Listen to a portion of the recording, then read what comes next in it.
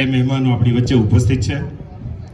ગર્વની લાગણી એટલા માટે કે ગુજરાતી તો ગુજરાતનો ગૌરવ દિવસ ઉજવે, પણ ગુજરાતમાં વસતા અન્ય ભાષાભાષી ગુજરાત છોડીને મહારાષ્ટ્ર હોય, મધ્યપ્રદેશ હોય, બંગાળ હોય, ઓરિસ્સા હોય કે હરિયાણાથી વસતા લોકો જ્યારે ગુજરાતનો ગૌરવ દિવસ ઉજવે ત્યારે ખરેખર અમારી છાતી ગજગજ ફૂલે.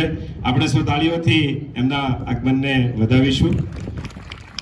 ગુજરાત ગૌરવ દિવસ વિશેની એક સરસ પત્રિકા પણ આપણી સુધી પહોંચી છે. સાથે લગભગ બધા વક્તાઓએ ગુજરાત ગૌરવ દિવસ વિશેની માહિતી આપણા સુધી પહોંચાડી છે. એ અનુસંધાને હું આપણા ધારાસભ્ય શ્રી કૌશિકભાઈ વેકરિયાને વિનંતી પણ કરીશ કે એઓ એમના ઉદ્બોધનને આપણી વચ્ચે લાવે અને આગામી ચૂંટણીઓમાં જે રીતે ગત ચૂંટણીઓમાં આપણે ચૂંટીને લાવ્યા છીએ એ રીતે એની કરતાં પણ વધુ બહુમતીથી આપણે આ ચૂંટણીમાં આપણો હિસ્સો લાવીએ એવી એક અભ્યર્થના. આ ચૂંટણી જીતવાની નથી પણ લીડ લાવવાની ચૂંટણી છે એ સમજીને હું વિનંતી કરીશ માન્ય શ્રી કૌશિકભાઈ વેકરિયા.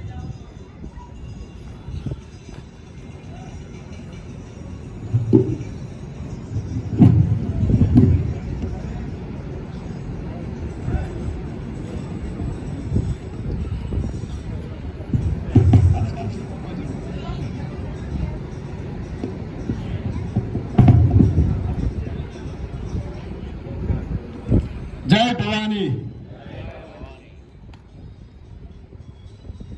ગુજરાત ગૌરવ દિવસ સ્નેહ મિલન કાર્યક્રમમાં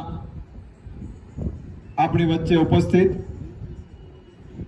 અમર ડેરીના વાઇસ ચેરમેન ભાઈ શ્રી મુકેશભાઈ સંઘાણી,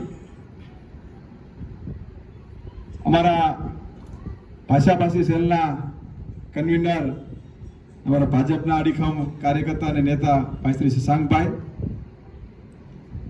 કાર્યકર્તામાં જનૂન કેવું હોય અને જનૂન સાથે કામ કરતા બૂથ ઉપર કોઈ જોયા હોય તો તુષારભાઈ વાણી.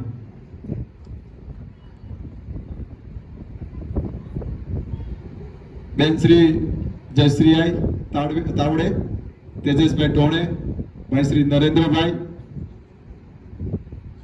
માનસિકભાઈ પવાર, સંજયભાઈ યાદવ, શ્રી ડોક્ટર સાહેબ વેદ, ભાઈ શ્રી સંજયભાઈ, સ્ટેજ ઉપર બિરાજમાન સૌ સન્માનીય મંચ, અહીંયા ઉપસ્થિત સૌ સ્નેહીજનો, યુવાનો, દોસ્તો, માતાઓ, બહેનો,